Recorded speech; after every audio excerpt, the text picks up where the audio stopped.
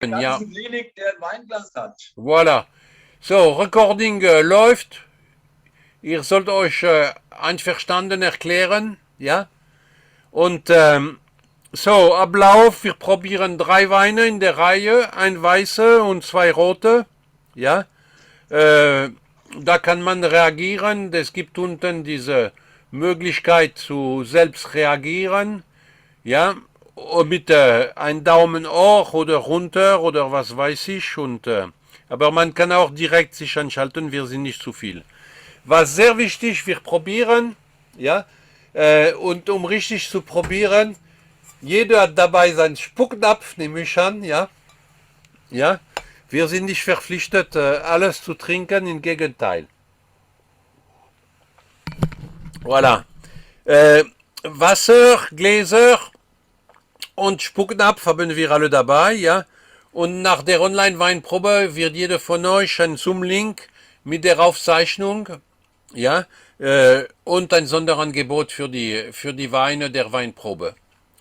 So, heute Online-Weinprobe am 11.03.2022 mit Jean-Marc Pardon.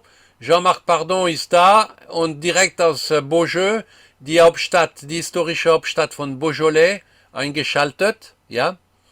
Und wir nehmen schon den ersten Wein. Das ist ein Weißwein. Ich muss das ein bisschen größer machen vielleicht. Ja. Den Chardonnay, ja. 2020er aus Südfrankreich. Man muss wissen, dass das Haus Pardon ist nicht nur selbst Winzer, sondern auch Kellerei, dass sie Wein von anderen da eigentlich kaufen und selbst ausbauen und abfüllen. Ja. Äh, Die Etikette, man sieht, das ist ein Landwein, werde ich mich ein bisschen erklären, warum es ein Landwein ist, ja.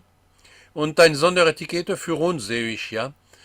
So, erstmal ein bisschen da über Frankreich, das Ganze.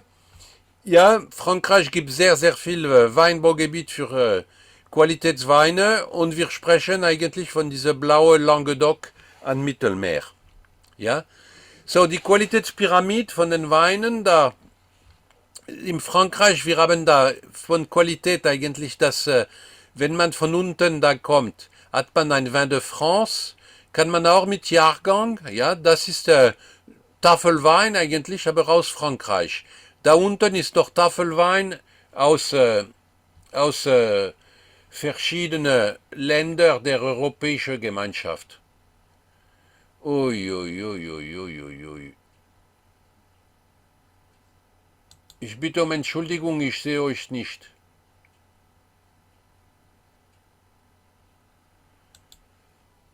Ich sehe euch nicht. Dann kommen die IGP, das ist die Landweine. Ja, das ist ein bestimmtes Weinbaugebiet und dann hat man verschiedene äh, gesetzliche Muss, die man respektieren soll für diese IGP. Und wenn man eine Qualität oben kommt, hat man die AOP regional, die sind die Weine aus einer ganzen Gegend als Qualitätswein, zum Beispiel ein Languedoc, ja. Und dann hat man ein Dorf aus dem Languedoc und dann hat man ein Cru, das ist ein bestimmter Weinberg aus diesem Dorf. Und das ist jeweils, man braucht nur eigentlich den Namen von dem Region, von der Kommune oder von dem Weinberg, ja, zu schreiben. Und das sagt alles, dass das Gesetz eigentlich reguliert eigentlich, wie die Weine schmecken sollen. Ja. Erstmal diese Qualitätsweine im Südfrankreich, im Languedoc, ja. Das ist ein sehr strenger Gesetz, der sagt im Südfrankreich, nur der Boden ist bei uns wichtig und darauf dürfen nur die lokale Traubensorte, die seit ewig eigentlich dort geplant sind. Ja? Bei der Qualitätsstufe IGP, Landwein, darf man äh, nur aus einer Traubensorte machen und die Traubensorte da auf der Etikette schreiben. So wie der Chardonnay.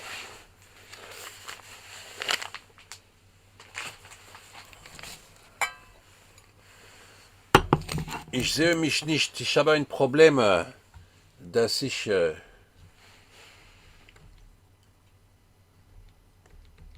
Ach, sehen dich. ja, jetzt habe ich mich und euch. Ja, das ist der Chardonnay, da steht darauf die Traubensorte. Ja, das ist nur eine Traubensorte. Deswegen ist das nur möglich als Landwein einzustufen. Der würde schmecken eigentlich von dem Geschmack, was er im Mund bringt, eigentlich, der würde ganz gut mit den Qualitätsweinen passen, aber das ist nur eine Traubensorte und dazu noch Chardonnay. Chardonnay kommt aus der Bourgogne und das ist keine lokale Traubensorte. Zum Wohl, bonne santé. Santé à vous. Monsieur, pardon, Oui. j'ai expliqué que c'était un vin de pays parce que c'était seulement du chardonnay. Voilà. Mais qui pourrait au niveau du goût passer dans les vins dans les vins de qualité, les appellations. Exact. Je peux commencer à parler? Voilà, ça c'est vous maintenant. Voilà, voilà. So, jetzt gebe ich, eigentlich sage ich nichts mehr und Monsieur Pardon soll ein bisschen da über seinen Wein und sein Gebiet sprechen. Jean-Marc Pardon, Monsieur Pardon, c'est à vous. Oui, bon, bonsoir à tous. Je vais parler en français, Ja, Pascal va traduire. schönen guten Abend. Ach ja, ja, der kann Englisch sprechen. Je suis Soll er Englisch sprechen oder dass er Französisch spricht und der Pascal übersetzt? Non, mais Machen wir vous allez lieber traduire. übersetzt. Vous allez traduire. So, Mikrofon an und dann Worten. Französisch. Französisch. Okay, Französisch. Ah bon, bah, Allez, allez, en français, Monsieur Pardon. Ja, Alphonse, übersetzen. ok. Donc d'abord me présenter. Hein. Erst will ich mich selbst vorstellen. Jean-Marc Pardon. Jean-Marc Pardon. Depuis notre domaine et notre exploitation. Wir haben ein Domaine, 1820. ein Betrieb. Depuis 1820, nous travaillons en famille. Seit 1820. Et l'histoire fait que on n'a que des garçons dans la famille depuis plusieurs générations. Und wir haben das Glück, in der Familie nur Söhne zu kriegen. Seit Generationen. Par Et vous êtes laquelle génération, Monsieur Pardon? moi, c'est la 7e génération. Der ist 7. Generation. Mais Und par immer exemple, Söhne. mon arrière-grand-père, il a eu 2 garçons. Mon grand-père a eu 2 garçons. Mein Mon père, Urgroßvater hat zwei Söhne gehabt, mein Großvater hat 2 Söhne, mon oncle, 2 garçons. mein Onkel 2 Söhne. Moi-même, 3 garçons. Lui, il a fait 3 garçons. Bravo! Beaucoup de garçons dans la famille. Oui, oui, oui. Oui, oui, oui. C'est l'histoire. C'est le vin. C'est le vin de là-bas qui fait ça. Peut-être. Das ist der Wein aus dem Beaujolais. Ich nenne die Wein der Liebe. Ja? Aber der macht auch nicht nur lieb, die Männer, aber die schaffen auch jung zu machen. Ja? Donc, actuellement, je travaille donc avec mon frère Eric, que vous voyez sur Jetzt la arbeitet er mit Eric. Ah. Eric sieht man auf dem Bild auf der rechten C'est le Seite. technicien de la famille. Encore une fois, C'est le technicien de la famille. Dans ja, le- der Eric ist im Keller und weiß die Technik ganz, ganz gut. Il a fait des vins en Californie, des vins en Australie, avant de Er hat Wein erstmal in Kalifornien, in Australien, ein bisschen überall auf der Welt gemacht, ja. Il était dans l'école de Beaune, en Bourgogne. Und er hat in Bonn in Bourgogne gelernt. Donc il connaît très bien les chardonnays aussi. Il a pratiqué. Und er kennt die Chardonnay sehr gut, dass er eigentlich in Bourgogne, das ist die Traubensorte her, ja. Donc là, on va parler du chardonnay maintenant. Hein, donc, Ah oui, oui, on va parler du Chardonnay. Donc là, vous avez la bouteille de chardonnay. Tout le monde s'est servi du vin, j'espère. Tout le monde s'est servi, Pascal? Ja, habt ihr alle die Gläser da irgendwie angeschenkt? Ouais. Sicher. Fragt er. Donc c'est un chardonnay un peu exceptionnel. C'est un IGP, effectivement, c'est un IGP. Mais qui Das porte ist étrange- eine etwas besondere Chardonnay. Der ist als Landwein angestuft, habe ich erklärt warum. Pourquoi? L'idée du chardonnay, le chardonnay, il provient d'un village qui s'appelle Chardonnay, juste au-dessus de Mâcon, à côté de chez moi. Es gibt nördlich von Mâcon im Südbourgogne ein Dorf namens Chardonnay. Und L'origine, natürlich sagen sie, dass die Traubensorte von dort kommt. vraiment à côté. Et le village s'appelle Chardonnay, le village.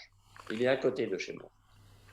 Et donc le chardonnay, normalement, c'est un cépage qui s'adapte bien sur la partie nord, où, comme Und le normalerweise Chardonnay ist der König in der nördliche Ecke Frankreich, Bourgogne und Champagne auch, Ouais, Champagne, Chablis, Bourgogne. Chablis. Et ça fait des vins avec beaucoup plus de minéralité.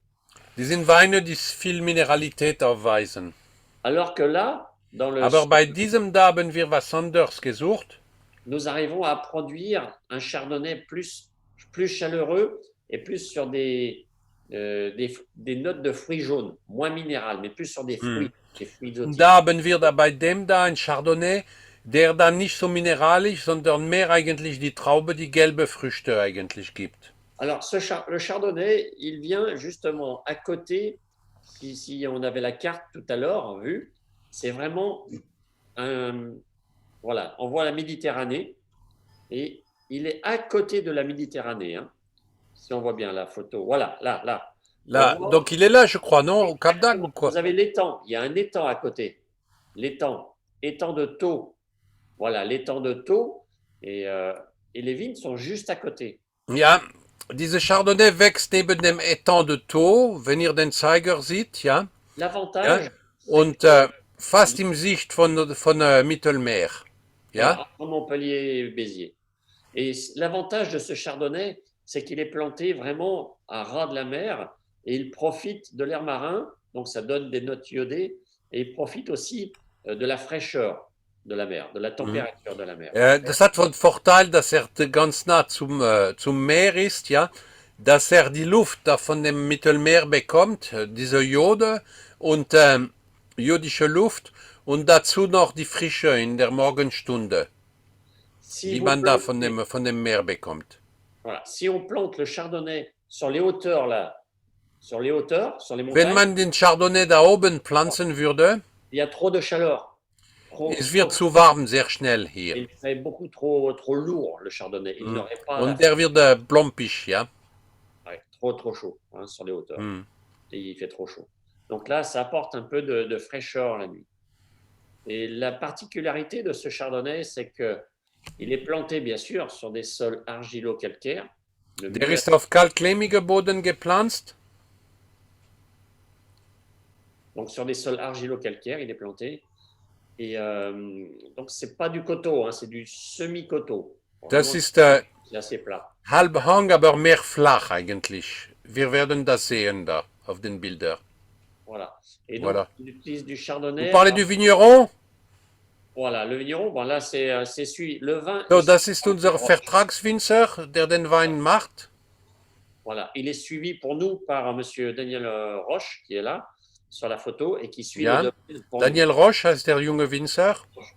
Et il suit tout le domaine et toutes les analyses avant surtout les vendanges. Il analyse les grumes, Hm? bien sûr, et il fait des tests sur les grumes pour voir les taux d'acidité, surtout.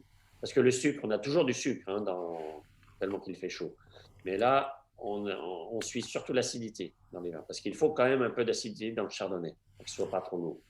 Et justement, pour qu'il y ait la fraîcheur et l'acidité, on cueille toujours le chardonnay tôt le matin. Ach ja, Du matin. damit man die Frische bekommt, man muss den Chardonnay ganz früh Vormittag lesen. Ja? Toujours très tôt le matin. On commence à Man 3 geht sehr früh. Ja? Und natürlich, nächstes Bild. Ach ja. Voilà. La vendangeuse. Da ist man mit das wäre manuell nicht möglich. Eigentlich 4 Uhr morgens mit den Leuten anzufangen. Aber mit der Maschine, Ouais. ja, geht man mit den Lampen 4 Uhr. Und c'est à quelle heure que tout est rentré dans la cave? À 10 heures, c'est fini. Ouais, 10, 11 heures, fin de matinée. Ja, 10, 11 Uhr ist das schon alles eigentlich gegessen, damit lese. Et là, on voit bien que c'est une taille Guyot, hein, sur les 7. Ach ja. Das ist ein Bild von Meer aus. Ja, sieht man hinten diese Gebirge im Hintergrund. Donc, il y a un bras de 8 coursons, 6 à 8 coursons, et un autre de 2 coursons. Voilà. Pour le chardonnay, on plante à peu près 6000 pieds hectares. Ja, bei Chardonnay, das ist eine Densität, wie sagt man, wenn man 6000 Stöcke pro Hektar hat? C'est 100 mètres sur 100 mètres, hein, hectares. Auf ein Hektar sind 4000 Stöcke gepflanzt, ja. Donc ça, le chardonnay en taille Guyot, ramassé la nuit, et sur le matin très tôt à la fraîcheur Und pour ganz früh immer lesen, ja? garder Wenn die Frische da ist. le maximum de Und dann fraîcheur. bringt man die Lese, ja? Ensuite, on apporte le raisin dans la cuverie et on descend Dann la bringt man température. die Traube zum Tank, ja? Voilà, et on descend la température des grappes. Und dann wird die Temperatur von der Traube Ouais, jusqu'à 12 runtergebracht. degrés. Et après, on remonte 14, 15 degrés. Und dann geht man wieder auf 14, 15 Grad, damit es anfängt mit der Gärung. Pour faire une macération à froid. Hm. Macération à froid pour extraire. Dann gibt es Maceration, diese Traubenanmaischung kalt. Et après, on remonte la température. Und dann kommt die Temperatur etwas höher, damit die Gärung et anfängt. la Ja. fermentation. Voilà. Donc, Für den Ausbau, der hat nie Holz gesehen. C'est ça, hein? Il n'a jamais vu de bois. non, ben, alors, sur le chardonnay, on fait de temps en temps, on fait quelques tonneaux qu'on assemble avec le vin. Ja, manchmal ein paar Fässer, da werden gemacht, ja, die da zusammen mit dem da, der da aus dem Tank kommt, zusammen da vermalt werden, ja. Mais c'est des petits lots, hein. On fait quelques fûts et ensuite Aber das ist eigentlich Tank, ja. ça apporte un petit peu de rondeur, Voilà. des notes. Et c'est là que j'ai écrit que les arômes restent. Oui. Voilà. Il reste, Donc les arômes, Eki, was riechst du? voilà. Eki, könnte ein bisschen sprechen? Also Und Karen, man hört nicht, Mikrofon anschalten, Karen. Also, als allererstes mal, da steht kein BSA, kein biologischer Säureabbau. Das ist ganz einfach erklärt. Im Süden Frankreichs ist es sehr warm, auch nachts. Und nachts veratmet die Traube, also die Rebe, sagt man, die Äpfelsäure und die Weinsäure. Also der Säurewert geht nach unten.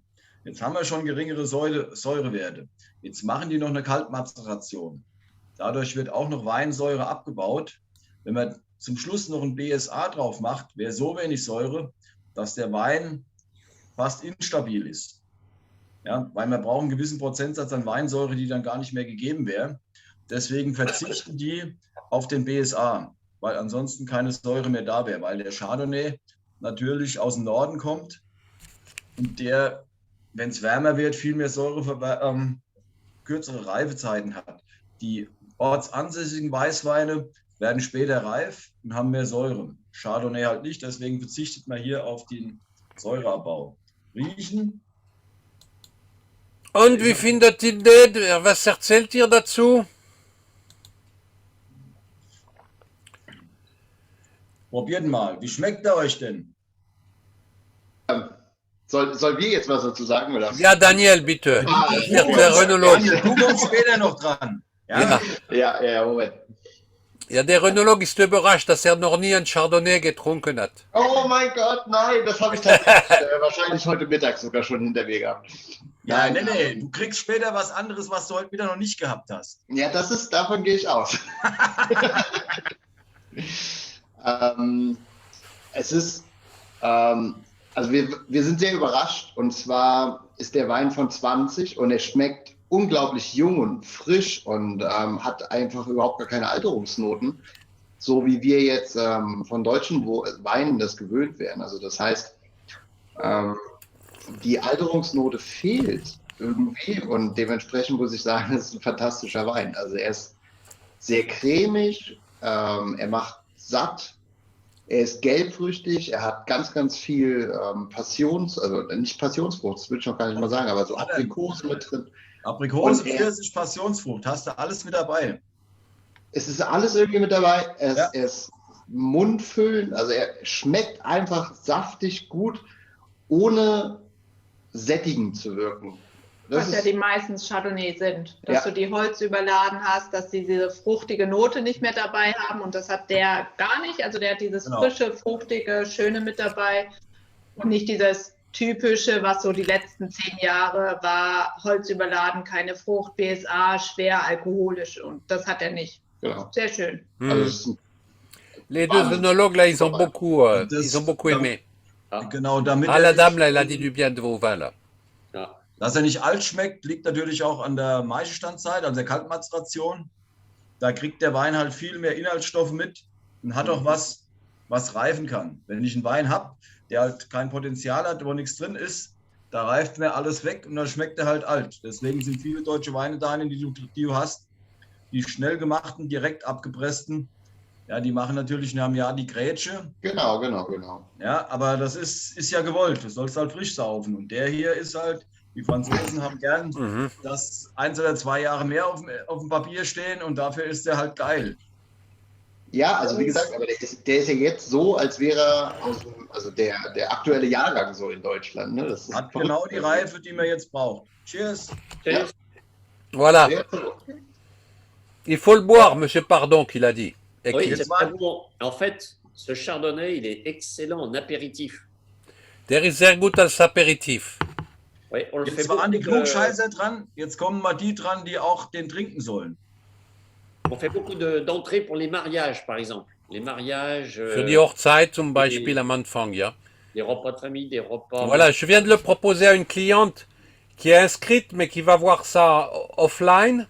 Oui, Pour son mariage, elle aura ce vin. voilà. Et ben ça c'est très bien. Ça, Voilà, voilà. on en vend beaucoup avec les traiteurs qui travaillent. Voilà, voilà. Beaucoup. Elle était Anne-Sophie, une Française. Elle voulait venir ce soir, mais elle ne peut pas. Elle m'a appelé. Ah, Et elle fera ça offline, demain soir ou bien avant Pâques, elle a dit. d'accord. Man kann immer die Weinprobe offline machen, ja. Und da die Dame, da die Anne-Sophie, die könnte nicht und die wird das vorostern da machen, hat sie gesagt. So, gehen wir zum nächsten oder Fragen da über den Weißwein? Christina? Nein, nicht. Thomas, Barbara, Astrid? Fragen? Nächste? Okay. So, Glas leeren. Na, so, hein? Santé.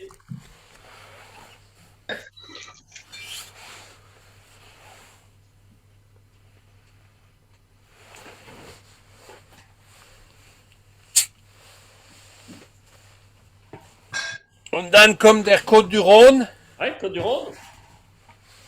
Ja, oh la la la la, ich habe nur eine Hand. Côte du Rhône. Voilà, Côte du Rhône, das ist ein 2020er. Wir hatten letztes Jahr den 2019er im Chardonnay und den 2019er im Côte du Rhône. Jetzt haben wir die neuen Jahrgänge. Gleicher Typ von Wein. Der da ist aus dem Süd-Côte du Rhône. Ja, das ist auch eine Abfüllung, ein Vertrag Winzer von Monsieur Pardon da unten. Okay, Côte du Rhône, es gibt oben eine kleine Anzahl von Weinen, die aus der Syrah-Trauben, nur eine Traubensorte gewonnen sind. Und unten ein Ozean von Wein, ja, der aus mehreren Trauben, manchmal sehr viel, zum Beispiel der Châteauneuf du Pape, der bekannteste, hat 14 oder 12 Traubensorten da, die da drin sein sollen. Das ist die Karte von Süd-Côte du Rhône, ja. Wenn ihr die Nummer 8 seht, hier wo mein Zeiger ist, da ist der Wein dort gewachsen, ja, in der Nähe von der Stadt Séguret. Séguret. Voilà. Vaison-la-Romaine, Séguret. On le verra, Vaison-la-Romaine, ja. Wir werden eigentlich auch ein Bild von Séguret. Monsieur Pardon, vous y allez? Oui, c'est bon, je peux parler. Oui, oui. Oui, oui. Alors, l'histoire du Côte du Rhône est importante de savoir. C'est un ami, très très bon ami de mon frère, Eric. Ja, Il était die Geschichte ist interessant zu wissen. à l'école. Der Winzer ist ein guter Freund von meinem Bruder Eric von der Schule. Voilà, les études supérieures en vin en Bourgogne. Il avait un ami qui était Olivier Andrieux et qui était de Séguret. Ja. Et Und c'est der pour ça Freund, que- der Olivier Andrieux, ist Ouais. aus Séguret, aus dieser Ecke. Und dann, der hatte mit ihm in Bonn da studiert und der hat gesagt, du könntest eigentlich für uns einen Wein machen. Und Ja, und wir ich- machen den so, wie wir den im Beaujolais machen. Aber, Et en discutant avec lui, on lui a demandé, en discutant, on a dit, mais pourquoi on ne ferait pas un Côte du Rhône style Beaujolais? und als wir mit dem gesprochen haben, haben wir gesagt, warum könnten wir nicht eigentlich ein Côte du Rhône machen in der Stil von Beaujolais. avec plus sur le style, sur la fraîcheur et sur le fruit. Avec Ja, des petits fruits dass wir noirs. mehr eigentlich die Frische und Frucht suchen. Et on a une clientèle justement qui recherche des Côtes-du-Rhône à consommer, pas des Côtes-du-Rhône à garder en Und cave. wir haben selbst eine Kundschaft, die eigentlich junge Weine, die man jung und frisch trinken kann, sucht, ja. Und nicht alte Côte du Rhône, die man ewig im Keller liegen lässt. Donc, alors on utilise beaucoup pour faire notre Côte-du-Rhône à Séguret. Pourquoi Séguret? Parce que c'est c'est des beaux coteaux, des semi-coteaux, et on est entre 200, 250 mètres d'altitude jusqu'à 350, 400 mètres d'altitude. Ja, wir sind Comme am Hang eigentlich zwischen 300 und 380 Meter Höhe über Meeresspiegel, ja, im Séguret, bei diesem Wein. on utilise dans notre assemblage pour notre Côte-du-Rhône 70% de Grenache. Und wir haben 70% Grenache. Et ce Grenache, le cépage, on le taille pareil que dans le Beaujolais, en taille gobelet. Ja, der ist eigentlich von Rebschnitt. Ihr seht da, ja, das ist diese Gobelet, wie nennt man das auf Deutsch, dieser Rebschnitt? La Kopfschnitt. taille gobelet, c'est une taille très courte. Kopfschnitt. Kopfschnitt. Ja, okay. Das ist ein kurzer Schnitt, ja, und dann macht man das alles mit der Hand eigentlich, so wie in Beaujolais, ja. Ouais, on laisse 4 à 5 bras. 4 Wir à 5 lassen bras, 4 bis 5 et on coupe à 2 yeux. Stangel, 2 bourgeons, 1, 2 et on taille. 1, 2 et on ja. taille. Donc une taille très courte. Das ist die Grenache und die zweite, das ist 70%.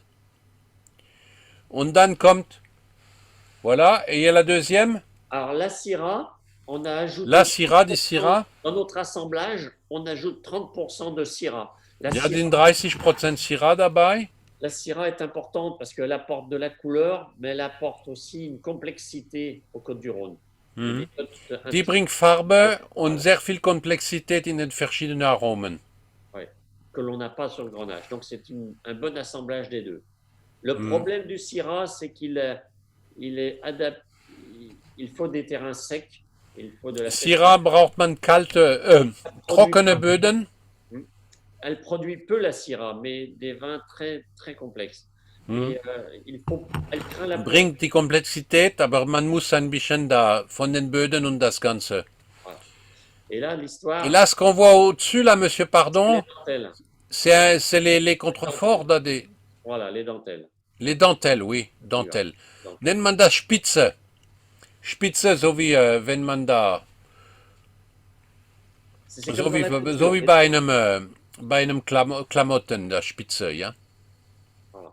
Et donc, sur Séguret et sur la Syrah, vous regardez le sol, on a beaucoup de terre avec beaucoup de cailloux aussi, beaucoup de petits Ja, cailloux. wenn man den Boden ein bisschen guckt, da sind viel Steine. Ouais. Die sind diese Kalksteinsteine, Der Boden ist die weiß, eigentlich ja. von den Alpen da runtergerollt sind, ja. Ouais. Et donc, il y a toujours beaucoup de chaleur pour la Syrah. Dann ist viel Wärme, das speichert auch die Wärme tagsüber. La Syrah, elle craint l'humidité. Il ne faut pas d'humidité avec la Ja, Syrah. Syrah mag eigentlich die Feuchtigkeit nicht. Voilà. Et donc, pour revenir au Grenache, le Grenache, c'est en gobelet et on le cueille manuellement, principalement. Ja, Grenache wird das mit der Hand gelesen. C'est plus compliqué, hein, avec les bras, plusieurs bras, c'est pas forcément en ligne. Donc, c'est plus à la main. Alors que la Syrah, tout est ramassé. Wo Syrah mit der Maschine, da kann man da so anpflanzen, dass eigentlich mit der Maschine da eigentlich man lesen kann, ja.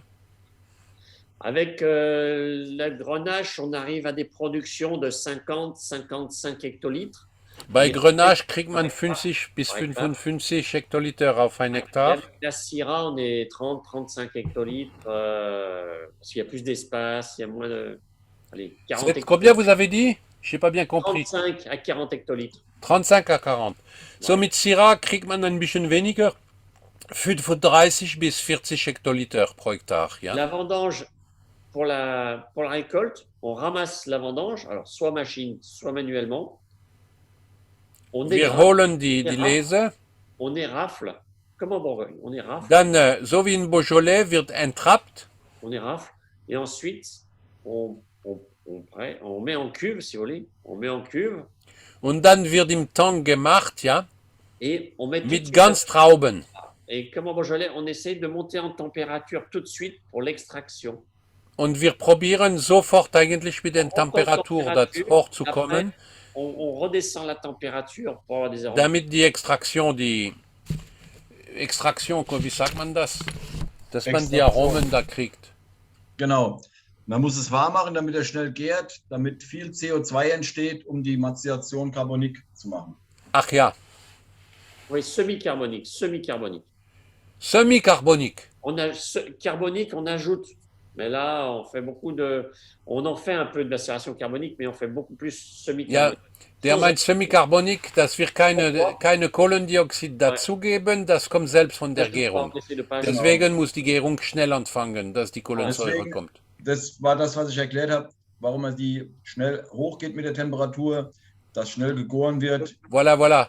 C'est Voilà. ça qu'il a expliqué, Kik. Il faut démarrer vite Voilà. pour que la fermentation démarre, La pour qu'on ait fermentation, pour qu'on ait le carbonique. Le gaz carbonique se produit par lui-même. Voilà. Donc, on monte en température, la fermentation démarre, le gaz carbonique est là, il remonte, et donc ça permet d'avoir Ja, ce gaz Das carbonique. ist so, wenn die Gärung angefangen hat, kommt diese Kohlendioxid raus, ja, und bleibt oben und schützt eigentlich die Maische. Et und, donc, on peut vinifier de 10 à 15 jours les grappes. Das ist ohne Kontakt mit der Sauerstoff. Deswegen steht da CO2 ohne Sauerstoff. Und 2 Wochen ungefähr bleibt so. Et ensuite, on presse. Hein. Voilà. Eki, Donc, kannst du eventuell was erzählen, wie man da die Frucht behält und so, Edelstahltank und so? On va laisser Eki un peu Oui, parlez. causer. Man muss sich halt vorstellen, Und wie das schmeckt? dass jede kleine Traube, die gesund bleibt und noch am Rappen ist, wie ein kleiner Gärbehälter ist. Und die gärt in der Schale, löst auch die Farbe aus. Und wenn man die dann, weil kein Sauerstoff ist, ist alles sehr reduktiv. Ja, die Frucht bleibt erhalten. Wenn man die dann später presst, explodiert die kleine Traube und zum Schluss die Rappen. Also die Trauben heute haben keine Farbe mehr. Das wurde alles bei der Kohlenstoffsäuregärung rausgelöst. Ja, wir machen das teilweise auch bei Rotwein und dann hat man immer eine schöne Frucht und man wundert sich immer, wie hell die Trauben heute sind. Also jede einzelne Perle ist ein Gärbehälter. Wichtig ist allerdings, dass es ganz schnell anfängt zu gären, ja, damit man keinen Sauerstoff hat, weil wenn Sauerstoff drin ist, passieren Unfälle und es produziert Essig. Schmeckt scheiße, will keiner haben. So, und wie schmeckt? Bitte da. Ja, Also das kann ich und jetzt anschalten und mal kurz vorneweg. Das ist der Wein, mit dem mich der Pascal immer aufs Glatteis führt. Daniel, was ich dir erzählt habe, Ja. den schiebt er mir nämlich immer vor die Nase und ich probiere den und sage jedes Mal, oh geil, neue Beaujolais. Der lacht immer und dann probiere ich schon, weil er ein bisschen mehr Würze hat. Und sage, ah nee, ist wahrscheinlich wieder der Côte d'Iron, aber ich falle jedes Mal drauf rein. ja, ja. Il explique à la dégustation à l'aveugle qu'on fait ici, Oui. chaque fois je le coince en lui faisant goûter le truc et puis qu'il dit c'est du Beaujolais et puis que de Gamay et puis que c'est autre chose quoi. C'est du Syrah, Ouais, c'est voilà. du Grenache. C'est la vinification qui fait ça. Voilà. Okay. Was sagt ihr? So, oder? Karen, Daniel, Christina? Ja, Donc ça, also c'est mir schmeckt es ausgezeichnet. Diese Frische, die dadurch diese Maceration Carbonique entsteht, gefällt mir sehr gut. Ich habe dir das schon erzählt, Pascal, dass ich finde, das Beaujolais an und für sich viel zu wenig getrunken wird oder viel zu wenig beachtet wird. Also der Stil, der Weinstil und auch hier mit diesem Côte d'Iron, also ich finde das genial. Insofern. Christina l'aime beaucoup. Et puis elle dit, ben, le Beaujolais, c'est un peu décrié ici, mais c'est vraiment super ce qu'on arrive à faire avec la méthode. oui, c'est très bien. Oui. Noch Fragen, noch Kommentaren? C'est un très bon vin pour les accompagnements de viande blanche. Ja, Ça, c'est bon. der Jean-Marc Pardon meint, das ist ein sehr guter Wein zum Trinken, zum weißem Fleisch. Par exemple, Geflügel, Kalb und so. Ich hätte Volaille, eine Frage an Ecki. tagine d'agneau, brochette. Wer Ich hätte fragt? eine Frage an Ecki. Mit welcher Temperatur sprechen wir, während das erhitzt wird? Es wird nicht erhitzt. Also es geht nur darum, dass man nicht kühlt. Man probiert, man greift halt einfach nicht ein. Man probiert halt, dass man irgendwie so um die 20, 22 Grad kommt. Mhm. Ja, da wird nichts erhitzt. Es geht nur darum, wenn eine Rotwein, eine Maische generell gärt schneller und besser, ja, als ein Saft.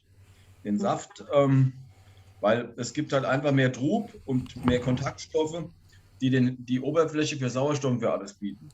So, La man question de wir sind bei- Christina, wir sind c'était bei pour Ecki, pour savoir la Zimmertemperatur, oder? température, Bitte? la Bitte? température à laquelle on prépare. Avec- Oui, oui. Qu'est-ce qu'il a Non, dit? mais ça va, Ecki a répondu. Ecki a Il a répondu. Quelle température Voilà, est-il? voilà. Ja, Okay. also, Gehen Keine wir zum Antwort. nächsten, wenn keiner was wissen will oder sagen will. Tatsächlich würde mich noch was interessieren, und zwar hat der Wein BSA, also eine malolaktische Gärung, durchgemacht, weil die Säure oder die Ja. grünen Tannine sind ja noch spitz schmeckend. Daniel, donc l'autre onologue, il demande s'il a fait la Malo. Complète. Oui, il a fait la malo. Komplett. Oui, Eine ganze biologische Säurebau. Bis Hat er zum gemacht, Ende. ja. 90% la malo, ouais. aber Daniel, das findest du auch bei den Beaujolais. Die haben trotz BSA immer so eine Frische. Das ist Ja, scheinbar. ja, ja. Also diese kühle Frische finde ich super, aber dieses grün ja. schmeckende Tannin hätte ich jetzt gedacht, dass das eventuell Oui, il y a des tanins. Oui. nur Ja, teilweise ja. gemacht worden ist. Die haben ja nie Holz gesehen. Die werden ja Ja. frisch Ah, la abgefüllt. Syrah. Ja, die Dinger sind halt komplett jung. Also wir haben ihn schon 2 Tage offen und denke, jetzt schmeckt er ziemlich gut. Ja, 2 Tage ausgehalten. Ja, nein, So, der braucht ein bisschen Luft. Ja, hätte ich jetzt auch gesagt. Luft und dann wollte ich noch. ja, Barbara, es wird noch davon geben in 20 Minuten noch. Ja, Moment. Ich Ja, wollte, gehen wir zum Beaujolais. Wir sind da, das ist eigentlich das Interessant. wollte noch was Qu'est-ce qu'elle a dit? sagen. Lass doch. Komm. Ja, Du hast bevor wir den dritten aufmachen, das ist der Côte de Brouilly, das wird dieser Wein sein. Ja, wollte euch ein bisschen da erzählen über mich. Ich bin seit 97 im Eigenimport, ja, und habe exklusive Weine und schnelle Lieferung, kistenweise alles, ja. Kundennah Betreuung, ist noch keine Kunde von mir verdustert, ja. Und die langjährige Kundenbeziehung und die neue Kunden kriege ich durch Empfehlung, voilà. Dann kommt der Côte de Brouilly. Die Gläser bitte leeren. Und dann probieren wir den Côte de Brouilly, Domaine Sigaud.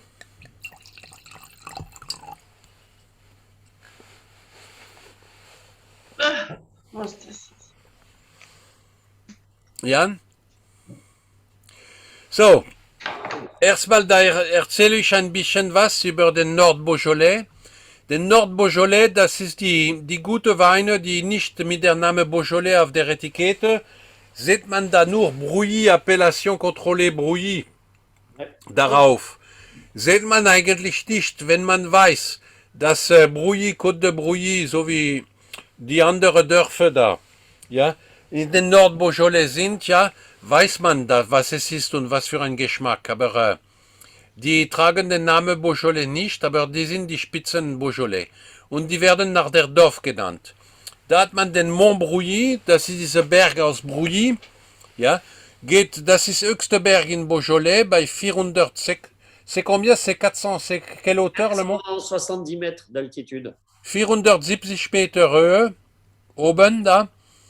Muss sagen, dass ich da im 2018 dort war, ja, genau im September in der Zeit von der Lese, das war eine wunderschöne Zeit und so eine Lese hatten die Winzer seit 100 Jahren nicht mehr gehabt, so gut. Und das ist der Jahrgang 2018. Das ist der Montbrouilly. C'est une vue, monsieur, depuis le nord, ça, je crois, non? Oui, depuis le nord. Depuis le nord. Von der nördlichen Seite. Den wir haben, das ist, der ist auf der südlichen Seite gewachsen. Monsieur Pardon wird das zeigen. Beaujolais, das ist südlich von Burgund. Ja? Und hat man im Beaujolais schematisch gesagt, 3 Qualitäten. Das ist der Beaujolais. Im Orangen hat man den Beaujolais Village. Und dann hat man diese 10 Dörfer, die Cru du Beaujolais, die Eigennamen nur haben und kein Name Beaujolais auf der Etikette, ja. Ihr seht den Côte de Brouilly, das ist eine von den südlichsten Lagen, ja. Die Côte de Brouilly, die Brouilly sind rund um Côte de Brouilly und die Côte de Brouilly sind direkt eigentlich auf den Hang, ja. Da ist diese Karte, ihr habt auch die Karte bekommen, soweit ich mich erinnere, denke ich, ja. Okay. Ja. Und was ist interessant im Côte de Brouilly? Monsieur Pardon, vous connaissez votre collègue, vous le reconnaissez? Oui, bien sûr, oui, oui. Monsieur Jambon ist ein Kollege, wir waren bei dem Winzer da im 2018 und der hat uns gesagt, guck mal Côte de Brouilly, der wächst auf diese blaue Schiefer oder Granit, was nur dort ist. Alle anderen haben ein anderes Granit. Das ist im Beaujolais, im Norden Beaujolais ein Kalkstein mit Granit unten, ja. Und diese Partikularität von Côte de Brouilly, dass auf diese blaue Schiefer, und man sagt von der Côte de Brouilly, das ist der langlebigste. Qu'on dit que c'est celui qu'on doit garder le plus longtemps, ou qu'on peut garder le plus longtemps. C'est vrai ça? Des crus du Beaujolais, je pense que c'est le moulin à vent qu'on peut garder le plus. Vous pensez que c'est le moulin à vent, oui, oui. Ouais, moulin à vent. Der denkt, dass andere Dorf eigentlich sich länger liegen lässt, ja. Le Côte de Brouilly, on peut le garder. Voilà, le Côte de Brouilly, den hat man da den Côte de Brouilly, das ist alles rund um den Mont Brouilly, sieht man hier diese, ja, oben ist Wald, ja, und dann hat man die Weinbergen und da unten hat man diese blaue Schiefer, sieht man das sehr schön, besonders im Südlagen, ja. Und der da, der sich zeigen uns, Monsieur, pardon, c'est là qu'il est, Et par là, oui. das ist hier, die Weinberg ist da, sehen wir danach. Monsieur, pardon, je crois que c'est à vous. J'ai mon tracé de carte. Vous avez déjà parlé pour moi, là. Hein. Allez-y. Non, alors déjà, moi, dans le Beaujolais, nous, on habite à Beaujeu, qui est la capitale historique du Beaujolais. Beaujeu, Wir leben in Beaujeu. Beaujeu ist die historische Hauptstadt von Beaujolais. Quand on voyait la carte tout à l'heure, toute la carte, c'était Wenn man auf die Karte guckt, que du Beaujolais.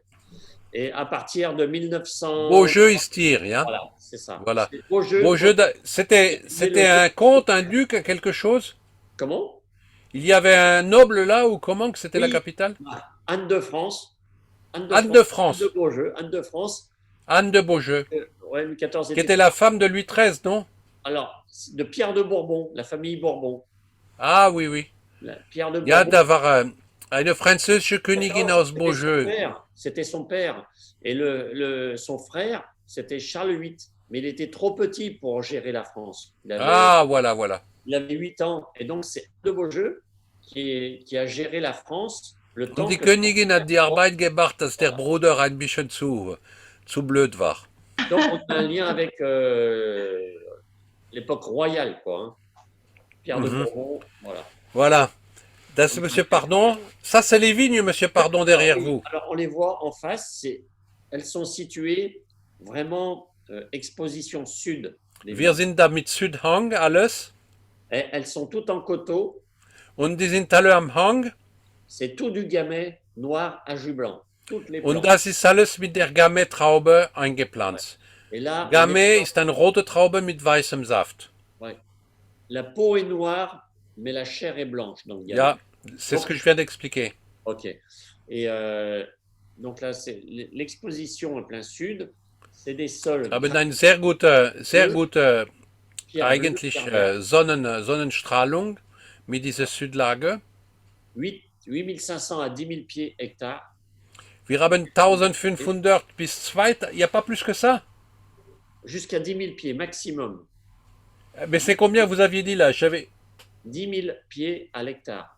Ja, das geht bis um 10.000 Stöcke pro Hektar. 1 mètre, une vigne. 1 mètre, une vigne. Ja? 1 mètre. Jeder Chaque Stock mètre, ist 1 Meter weg. Voilà, c'est ça. 1 Mhm. mètre sur 1 mètre.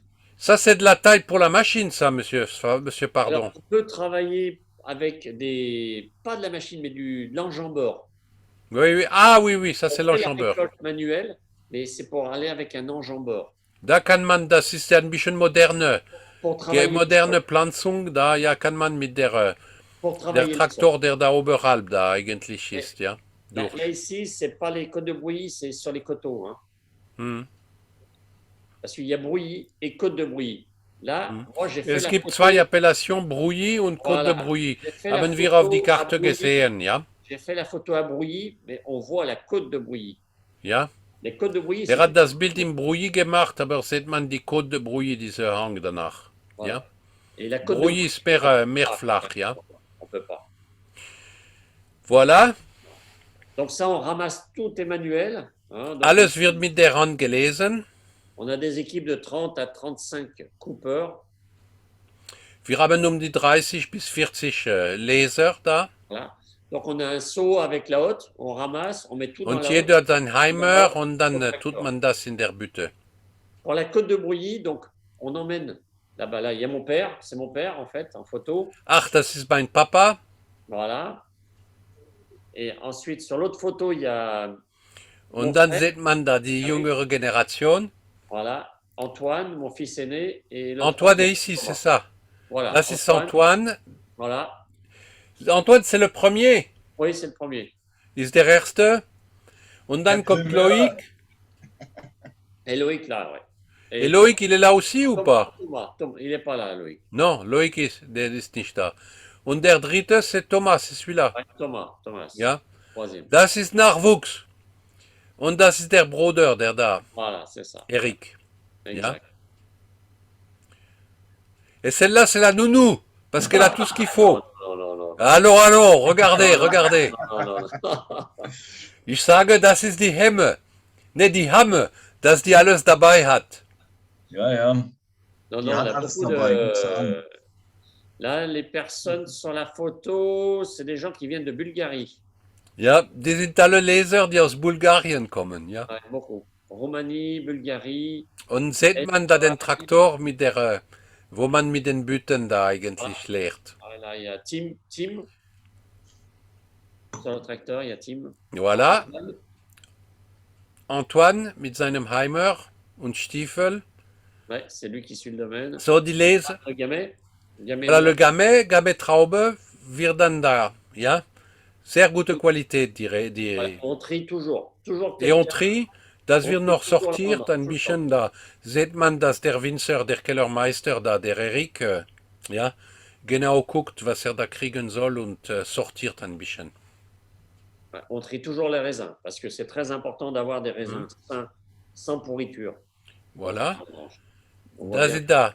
Das ist wieder ein Bild von mir da, von der Kollege, der Monsieur Jambon. Wo Ouais. die Lese kommt. Ça, c'est Und chez- dann das wird entrappt, Ouais. Ça, c'est la vendange qui arrive. au ja, cœur. und dann bringt man das entweder mit diese vis sans fin, wie sagt man das, Förderband. Schraube, Förderband. Non, c'est pas une vis sans fin, c'est un tapis. C'est un ein Tapis, mit der Förderbahn, ja, genau, tapis, Förderband, une vis sans fin. nach oben Mais gebracht, ça écrase. ja, Regardez, on voit le tapis avec des petits ja, pieds. ja, sieht man, on voit le Tapis, sieht man da, dass es eigentlich ein Förderband ist, ja. Das ist schon hier entrappt, ja. Oder andere Möglichkeit, dass man oben, ça aussi c'est un autre, c'est un collègue à vous, ça, c'est Monsieur Alain Chambard. Chambach. Alain Chambard, ouais. Ouais, oh lui, das war schön, als wir bei ihm waren. Ja. Und da waren die so. Und dann kommt es in dem Tank, Ouais. das sieht so aus, Fermentation semi-carbonique. c'est fermentation semi-carbonique, Ouais. Donc, da sind da die Tanks. température- C'est le vôtre celui-là. Oui, c'est notre. Oui, c'est Ja, notre. das ist unsere Gärtank da, ja. Et on voit le système pour refroidir, les plaques pour refroidir, on les met dans le jus après. Und wir haben ein System, um das zu kühlen, damit es nicht so schnell geht, ja. C'est ça les plaques dans les drapeaux? Non, là, à gauche. Non, ça c'est un C'est thermomètre. ça. Ouais, ouais, c'est ça.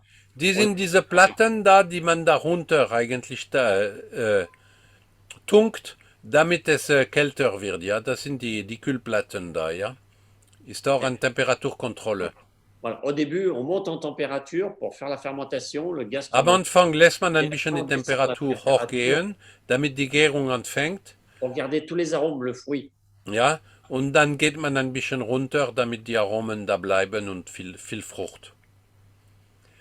Da ist da ein Remontage. Un remontage. Voilà. C'est-à-dire qu'on prend le jus en bas de la cuve, Man nimmt den Saft unten im Tank mélanger les levures.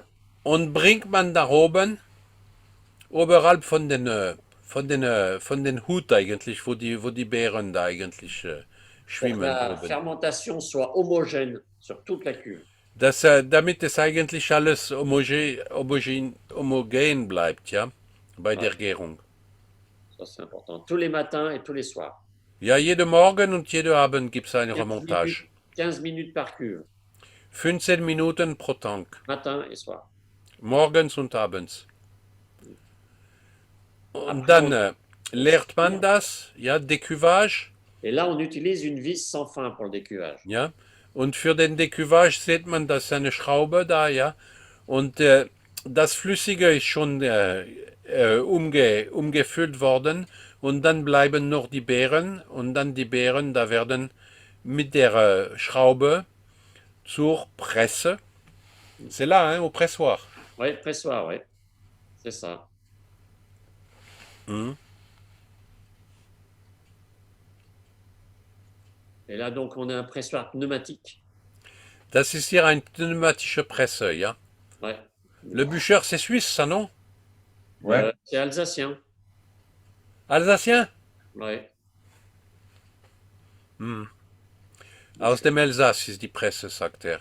Elsässische Schweiz. Schweiz? Non, Elsassische qui dit c'est des Schweiz. Suisses. Suisse, ah, alsacien suisse, peut-être. Voilà. Ja, ja, ich sage ja Elsässische Schweiz. Also Eine Schweiz. Anekdote. In 2018 waren wir da, 4 Männer Wein und Wandern in Beaujolais während der Lese und wir hatten am Sonntag den Termin. Das war eigentlich der letzte Winzer, den wir besucht haben, die Pardon, ja. Und wir kommen zum Weingut, keiner da, ja. Und der Monsieur Jean-Marc, der war noch in der Presse am Spülen eigentlich. J'explique qu'en 2018, on vous a attendu presque une demi-heure parce que vous êtes arrivé tout mouillé und der ist ganz nass gekommen, dass er eigentlich mit dem Strahl, mit dem Wasserstrahl eigentlich von innen die Presse da sauber gemacht hat, ja. Eric probiert da den Saft oder den gärenden Jungwein. Là, il était plus jeune, hein? Il avait quel âge, là? Hein? Il était plus jeune, là. Oui, il y a 10 ans de ça. Il hat 10 Jahre her oder sowas, sagt er Ja. ungefähr. 10 ans, ouais. Hm? Dann wird der Wein abgefüllt. C'est quoi ce pressoir, monsieur Pardon? Alors ça, on va parler du Côte de Brouilly maintenant, parce que le Côte de Brouilly, on vinifie beaucoup dans le bois. C'est-à-dire qu'au départ, on commence par une vinification. La Côte de Brouilly, on le vinifie un peu différemment des autres crus du Beaujolais. Der Côte de Brouilly wird ein bisschen anders vinifiziert als die anderen C'est très différent. Gewächse aus dem Beaujolais. Parce que nous, avec la Côte de Brouilly, on ramasse le raisin, on met le raisin en cuve et on ne le chauffe pas tout de suite. On laisse 2-3 jours à très basse température. Wir kriegen die Traube, wir tun den in dem Tank und die bleiben 3 Tage zum niedrigen basse Temperatur. Pour extraire des arômes plus, Dann haben wir die Primäre, die Traubenaromen. voilà, les arômes primaires. Et ensuite, on remonte en température pour faire le vin. Und Et on dann monte geht la man die météo. Temperatur hoch, damit der Wein alles On monte la anfängt. météo. C'est pour ça qu'il n'y a pas beaucoup de couleurs dans le Côte de Brouilly. Parce qu'on est- Deswegen ist nicht sehr viel Farbe in c'est den très spécifique. Le Côte de Côte de Brouilly. Brouilly. Comme c'est plus minéral, on vinifie. Das ist mehr Mineralität auch. Voilà. Et ça, on a des vieux pressoirs. On n'est pas obligé d'utiliser un pressoir pneumatique. On utilise un vieux Und der wird in der Regel sehr viel der Côte de Brouilly im Holz gemacht, ja. beaucoup en Sieht bois. man da eine alte Presse? Et ensuite, on met tout de suite, une fois la fermentation alcoolique terminée en cuve béton, on le met en foudre, dans des foudres. Voilà. Und nachdem eigentlich die alkoholische Gärung in dem Tank da zu Ende gekommen ist, ja, dann tut man das sofort in dem Holz, ja, Behälter, ja. Donc là, ouais, voilà, on travaille beaucoup avec des foudres. Toute la malolactique est finie et elle est faite dans des foudres de 35 à 40. Diese biologische Säureabbau, die zweite Gärung, findet im Holz statt, ja. Des Infouders, c'est quoi ça? C'est combien de litres ça? Alors, on a des foudres de 30 hectolitres jusqu'à 45 hectolitres. Wir haben große Fässer von 30 Hektoliter bis 45 Hektoliter. Ouais. Et donc, ça, c'est des vins. On fait la fermentation malolactique dans ces foudres. Und dieser biologische Säureabbau findet in dem Holzfuder statt. Ja. Donc, dans le Côte de Brouilly, on n'extrait pas la couleur. In dem Brouilly versuchen wir nicht, die Farbe rauszukriegen. On cherche plus des arômes complexes sur la minéralité ou alors. Wir suchen mehr eigentlich die Komplexität, die Mineralität.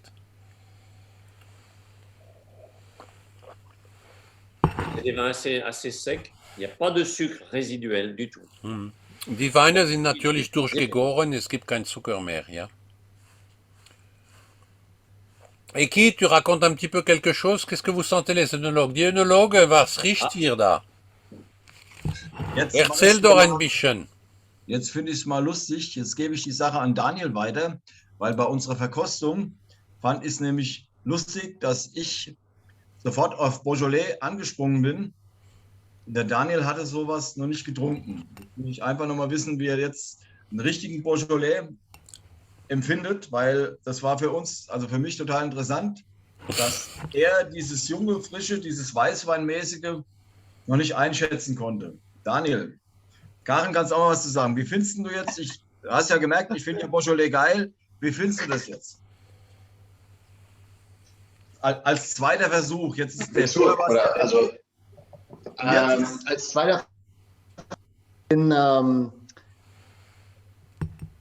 positiv überrascht, muss ich wirklich sagen. Ich finde, im Geruch ist es halt so eine Kühle, du hast eine Kühle, eine Frische da, die einfach echt mega gut ist für den Rotwein. Mir fehlt ein bisschen das vom Pinot Noir, also dass du diesen Spätburgunder-Muff, also oder beziehungsweise wie die Leute das sagen, Spätburgunder-Muff mit drin hast. Aber es ist eine ganz eigene Welt von Rotwein. Also das ist so tatsächlich, ich bin wirklich sehr, sehr, sehr, sehr. Also kannst du jetzt meine Begeisterung verstehen? Vom zweiten auf jeden Fall noch viel, viel mehr als vom ersten. Ja. Kannst du jetzt meine Begeisterung Geschmack ist es eben auch so, du hast viel eingebundenes Tannin, du hast ein bisschen was Spitzes eben noch da, ein bisschen Holzeinfluss und so, aber es ist alles eingebunden. Mir fehlt persönlich tatsächlich der Körper ein bisschen. Also so dieses, was ein Rotwein, also es ist eine andere Type Rotwein als eben dieses aus dem Saint-Emilion, aus dem Bordeaux. Aber das macht es irgendwie spannend. Ja. So, das ist meine Einschätzung. Deswegen habe ich dich ja gefragt, ob du jetzt meine Begeisterung für so einen Wein, den du eigentlich jung trinkst, frisch trinkst. Wir haben, Moment, warte mal, Ecki, wir haben den Ton. Moment. Okay. Jetzt? Jetzt sind wir wieder. Ja, also kannst du dich noch erinnern, ich habe dir gesagt, das ist ein Wein, den man jung trinkt, mehr zum Grillen auch. Genau. Denk immer an Weißwein. Kannst du jetzt mal eine Begeisterung für sowas, weil ich sofort darauf angesprungen bin, bestehen? Für diese Beaujolais. Kannst du es nochmal wiederholen, Ecki? Sorry, ich habe... Genau, ich wollte nochmal, wir hatten ja vor 2 Wochen die Diskussion, kannst du nochmal meine Begeisterung, wo ich gesagt habe, denk mal dran, jung trinken, frisch trinken, nicht lang aufleben, Sommerwein, zack, kannst du es jetzt verstehen? Ja, also so eisgekühlt kann ich das verstehen. Also was heißt eisgekühlt? Noch nicht mal eisgekühlt, sondern einfach tatsächlich Frühlingsabend, du sitzt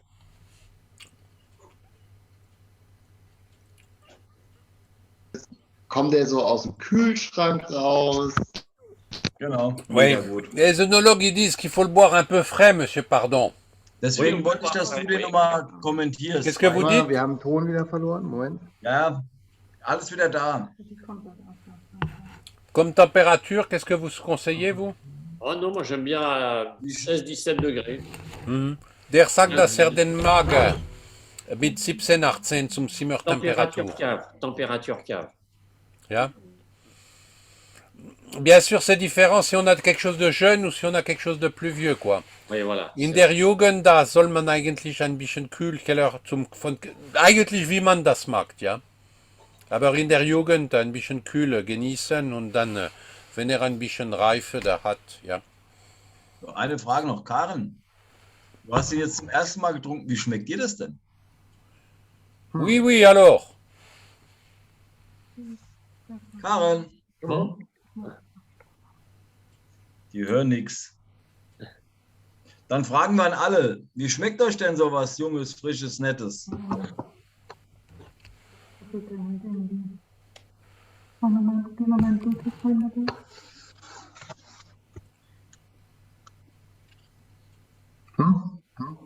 Bereit für die Verbindung. Irgendwie hören wir alle nichts. Astrid, bist du das? Nee. Sag mal was. So, wer ist dann jetzt alles noch online, so tonmäßig? So, Ja. jetzt sind wir wieder da. Sorry. Ah. Sorry. Ich wollte sagen, wie schmeckt denn der Karen so, was die jetzt das zum ersten Mal wahrscheinlich oder so?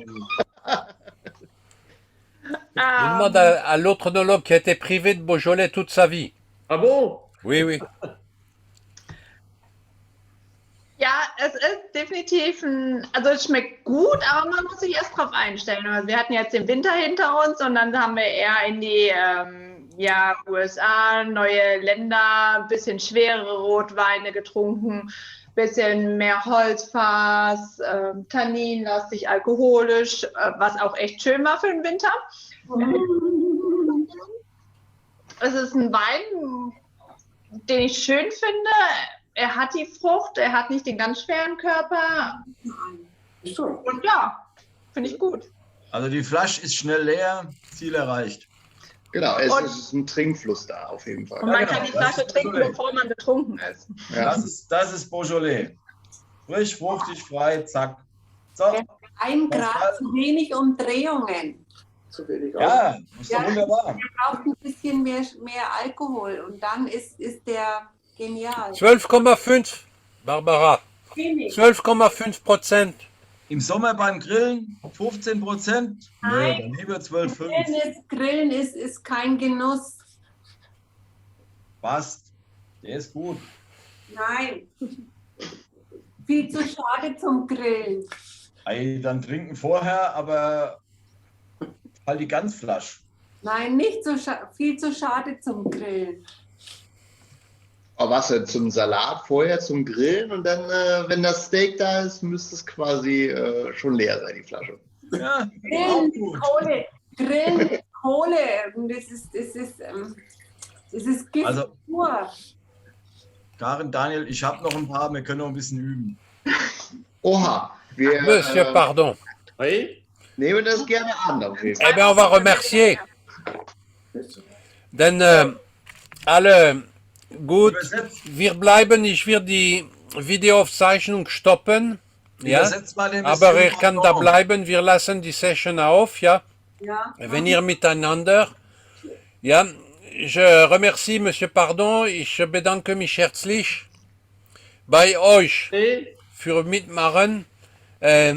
Merci à Karen et Daniel. Danke an Karen und Daniel für die Kommentare und so. Ja, Vielen Dank, es Ich hat uns habe- sehr viel Spaß gemacht. ich habe euch vorgestellt bei Monsieur Pardon als, wie sagt man das, erstmal mit Beaujolais oder, ja, Unwissende, ja, ja, über den Beaujolais und das ist für euch eine Offenbarung wert, ja. Gibt's noch andere, das ist eine Welt für sich. Je bedanke mich bei Monsieur Pardon, je vous remercie encore, on a vraiment très bien. Oui. J'ai un problème, Monsieur Pardon, avec ce troisième vin. ah, Je n'arrive pas à le recracher. ah. Ich habe ein Problem mit dem Wein, ich kann den nicht ausspucken. Und soll ich Santé. euch ein Geheimnis verraten? Ich habe das einzige Weinglas in der ganzen Reha-Klinik. Okay. Oh, bist du in der Klinik? Er ist selbst mitgebracht. Heute ist das letzte Wochenende. Heimlich reingeschmuggelt. Ja. Mais il faut manger quelque chose avec, hein. C'est des vins secs. Man muss damit ein bisschen was